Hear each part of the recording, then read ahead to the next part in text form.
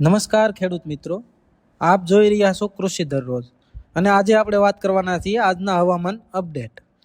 તો આજે છે 22 જૂન 2026. તો 22 જૂનના રોજ ગુજરાતમાં ચોમાસાએ હવે ધીમે ધીમે ગતિ પકડી છે અને આજે દક્ષિણ ગુજરાતના અનેક વિસ્તારમાં વરસાદી માહોલ જોવા મળ્યો છે. ખાસ કરીને સુરત, નવસારી, વલસાડ અને ડાંગ જિલ્લામાં સારા વરસાદના અહેવાલો મળી રહ્યા છે. હવામાન વિભાગે દક્ષિણ ગુજરાતમાં વરસાદી પ્રવૃત્તિ વધુ સક્રિય બને એવી સંભાવના વ્યક્ત કરી છે. ખેડૂતો માટે આ વરસાદ ખૂબ જ રાહતરૂપી સાબિત થયો છે. લાંબા સમયથી વરસાદની રાહ જોઈ રહેલા ખેડૂતો હવે ખુશીનો માહોલ જોવા મળી રહ્યો છે. ખેતરોમાં વાવણીની તૈયારીઓ તેજ બની ગઈ રહી છે. ચોમાસાની શરૂઆતથી કૃષિ ક્ષેત્રમાં નવી આશા જાગી છે. આજે સુરત અને નવસારી જિલ્લામાં અનેક સ્થળોએ ગાજવીજ સાથે વરસાદ નોંધાયો છે.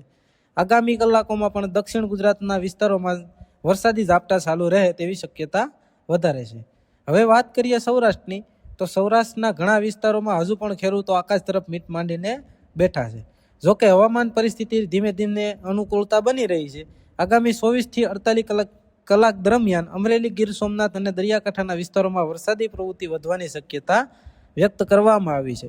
રાજકોટ, જામનગર, જૂનાગઢ, ભાવનગર અને અમરેલી જિલ્લામાં વાદળછાયું વાતાવરણ જોવા મળી રહે છે અને કેટલાક વિસ્તારોમાં હળવાથી મધ્યમ વરસાદ, છૂટાછવાયા ઝાપટા પડી શકે છે.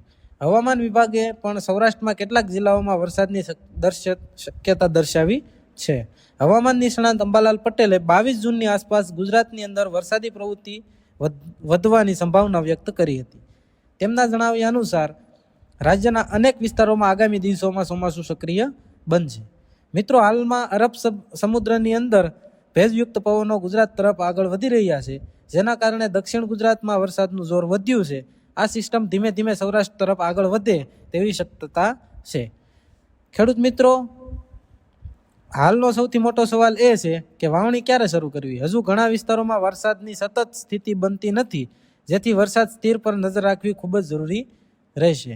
આગામી 2 દિવસમાં દક્ષિણ ગુજરાતમાં વધુ વરસાદ અને સૌરાષ્ટ્રમાં કેટલાક વિસ્તારોમાં વરસાદની શરૂઆત થવાની સંભાવના છે. જોકે સિસ્ટમ મજબૂત બને તો જૂનના અંતમાં સૌરાષ્ટ્ર અને મોટાભાગના વિસ્તારોમાં વરસાદ જોવા મળી શકે છે. તો મિત્રો, આજના હવામાન અપડેટમાં બસ એટલું જ. જો તમે આવી જ રોજની હવામાન અને કૃષિ સંબંધિત માહિતી ગમતી હોય તો વિડીયો લાઇક કરજો, શેર કરજો અને કૃષિ દરરોજ ચેનલને સબસ્ક્રાઇબ કરવાનું ભૂલતા નહીં. ધન્યવાદ. જય જવાન, જય કિસાન.